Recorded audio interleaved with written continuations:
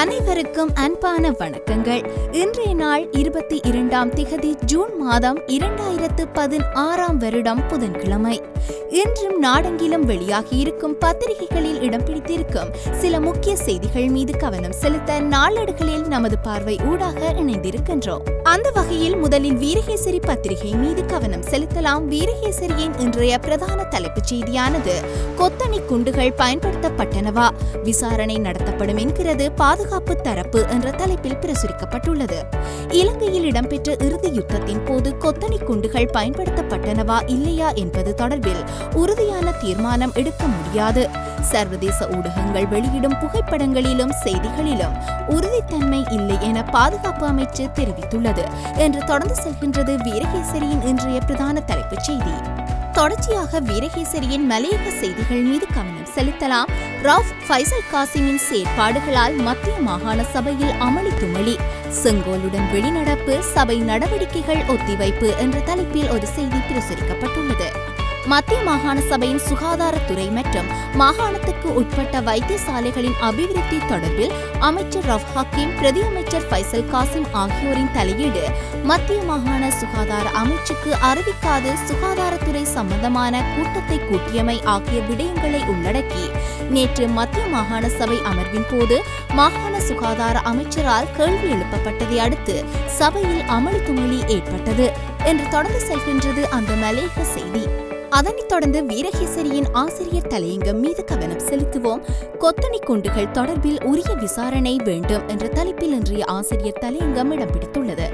இறுதி யுத்தத்தின் போது கொத்தணி குண்டுகள் பயன்படுத்தப்பட்டுள்ளதாக பிரித்தானியாவின் தி கார்டியன் ஊடகம் தகவல் வெளியிட்டுள்ளது. இதற்கான புகைப்பட ஆதாரங்களையும் அந்த பத்திரிகை வெளியிட்டுள்ளது. யுத்தத்தின் போது ராணுவத்தினர் கொத்தணி குண்டு தாக்குதல்களை நடத்தியிருக்கலாம். கடந்த 2008 மற்றும் 2009 ஆண்டுகளில் யுத்தம் நடைபெற்ற பகுதிகளில் இருந்து நிலக்கண்ணி வெடிகளை மீட்கும் பணியாளர்கள் கொத்தணி குண்டுகளின் பாகங்களை மீட்டுள்ளனர். அரசாங்கத்தின் யுத்த சூனிய வலயத்தில் இருந்தே இவ்வாறு கொத்தணி குண்டுகளின் பாகங்கள் கண்டுபிடிக்கப்பட்டுள்ளதாகவும் தி கார்டியன் செய்தி வெளியிட்டுள்ளது என்று தொடர்ந்து செல்கின்றது வீரகேசரியின் இன்றைய ஆசிரியர் தலையங்கம். வீரகேசரி பத்திரிகையை தொடர்ந்து தினக்குரல் மீது கவனம் செலுத்துவோம்.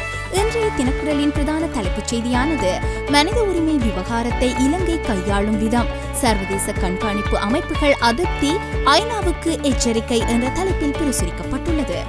மனித உரிமை மீறல்களை கையாளும் விடயத்தில் இலங்கையின் முன்னேற்றம் குறித்து சர்வதேச மனித உரிமை கண்காணிப்பு அமைப்புகள் பல அதிருப்தியை வெளியிட்டிருப்பதுடன் இந்த விடயங்கள் தொடர்பில் ஐநாவையும் எச்சரித்துள்ளன என்று தொடர்ந்து செல்கின்றது தினக்குரலின் இன்றைய பிரதான தலைப்புச் செய்தி. அதனைத் தொடர்ந்து தினக்குரலின் இன்றைய ஆசிரியர் தலையங்கத்தை பார்க்கலாம். கிடைத்த வாய்ப்புகளை நழுவவிடக் கூடாது என்ற தலைப்பில் இன்றைய ஆசிரியர் தலையங்கம் பிரசுரிக்கப்பட்டுள்ளது. சர்வதேச சமூகத்தின் பங்களிப்பு இல்லாமல் தமிழ் மக்களின் பிரச்சினைகளுக்கு தீர்வொன்றை கண்டுகொள்ள முடியாது என்ற உறுதியான நிலைப்பாட்டையே வடகிழக்கு தமிழ் மக்களை பிரதிநிதித்துவப்படுத்தும் பெரிய அரசியல் மூலமான தமிழ் தேசிய கூட்டமைப்பு கொண்டிருப்பதாக தென்படுகின்றது. வெளிநாடுகளில் இருந்து வருகை தந்து சந்திப்புகளை மேற்கொள்ளும் பிரதிநிதிகளிடம் இந்த வலியுறுத்தலை கூட்டமைப்பின் தலைவர்கள் தொடர்ந்து விடுத்து வருகின்றனர் என்று தொடர்ந்து செல்கின்றது தினக்குரலின் இன்றைய ஆசிரியர் தலையங்கம். தொடர்ச்சியாக சுடரொளி பத்திரிகை மீது கவனம் செலுத்தலாம். சுடரொளியின் இன்றைய பிரதான தலைப்புச் செய்தியானது போர்க்குற்ற விசாரணையில் உறுதியாக நிற்கின்றோம், மைத்ரி ரணில் அரசின் சமரச பேச்சுகளுக்கு மசிந்து போக மாட்டோம் என்கிறது கூட்டமைப்பு என்ற தலைப்பில் இன்றைய பிரதான தலைப்புச் செய்தி பிரசுரிக்கப்பட்டுள்ளது. தொடர்ச்சியாக சுடரொளியின் ஆசிரியர் தலையங்கம் மீது கவனம் செலுத்துவோம். கொத்து குண்டுகள் வெளியாகும் உண்மைகள் என்ற தலைப்பில் இன்றைய ஆசிரியர் தலையங்கம் இடம் பிடித்துள்ளது. உண்மையை உலகின் மிக ஆழமான ஆழிக்குள் புதைத்தாலும் கூட அது தனக்கே உரித்தான கம்பீரத்துடன் அரியாசனம் ஏறுவதை எவராலும் தடுத்து நிறுத்திவிட முடியாது. பயங்கரவாதத்திற்கு எதிரான போர் என்ற போர்வையில் விடுதலை புலிகளுக்கு எதிராக அரங்கேற்றப்பட்ட மிலிச்சத்தனமான யுத்தத்தை வெற்றி கொள்வதற்காக இலங்கை அரசாங்கம் பயன்படுத்திய மோசமான உபாயங்களும் ஆயுதங்களும் ஒன்றன் பின் ஒன்றாக அம்பலமாகி வருகின்றமை நீதியை எதிர்பார்த்து நிற்கின்ற பாதிக்கப்பட்ட மக்களின் மனதுக்கு நம்பிக்கையை கொடுக்கும் என்பதில் சந்தேகமில்லை என்று தொடர்ந்து செல்கின்றது சுடரொளியின் இன்றைய ஆசிரியர் தலையங்கம்.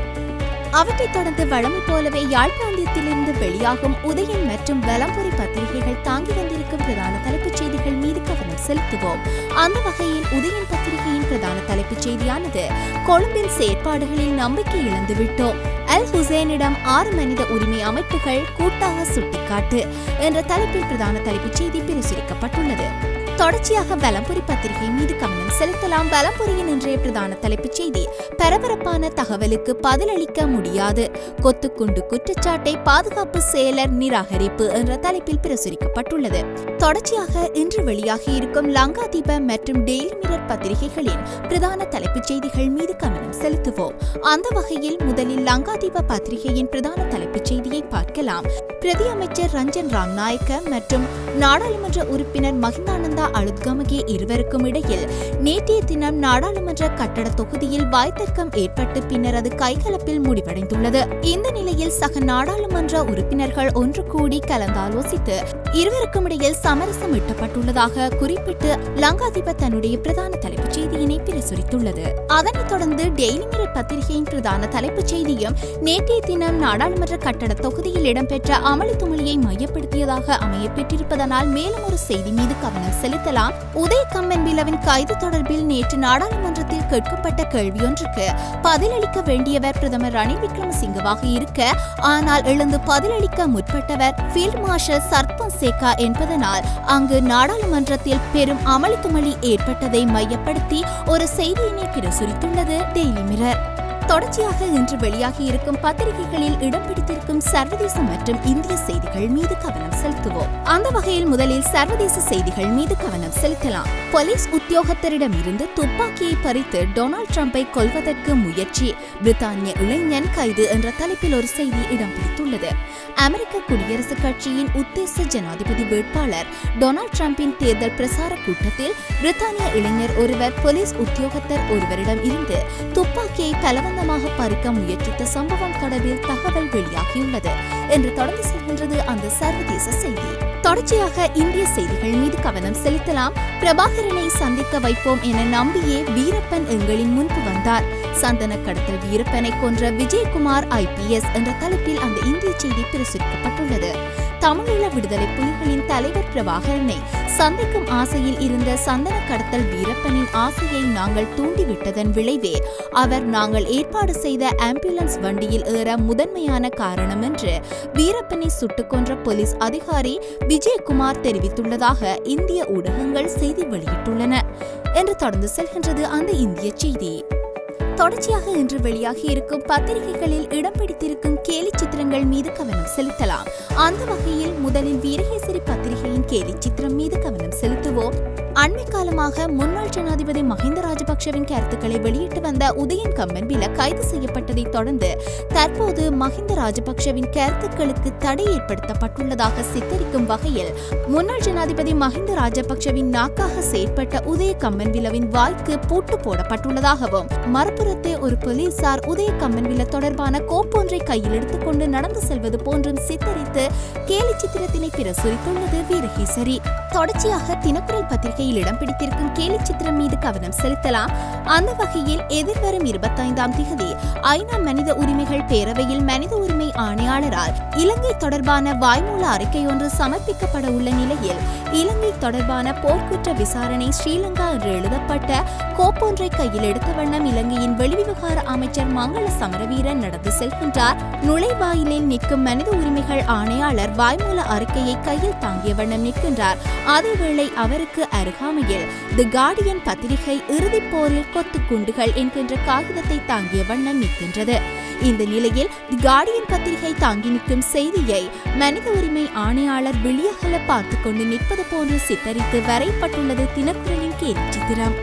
தொடர்ச்சியாக சுடரொளி பத்திரிகையின் இன்றைய கேலி சித்திரமானது பிணைமுறை மோசடி குறித்து மத்திய வங்கி ஆளுநர் அர்ஜுன மகேந்திரனுக்கு எதிராக மோசடி குற்றச்சாட்டுகள் 4 பக்கங்களிலும் இடி முழங்குவது போன்று முழங்கிக் கொண்டிருக்க பிரதமர் ரணில் விக்ரமசிங்கவோ என்ன செய்வதென்று தெரியாமல் சோகமாக உட்கார்ந்திருக்கின்றார்.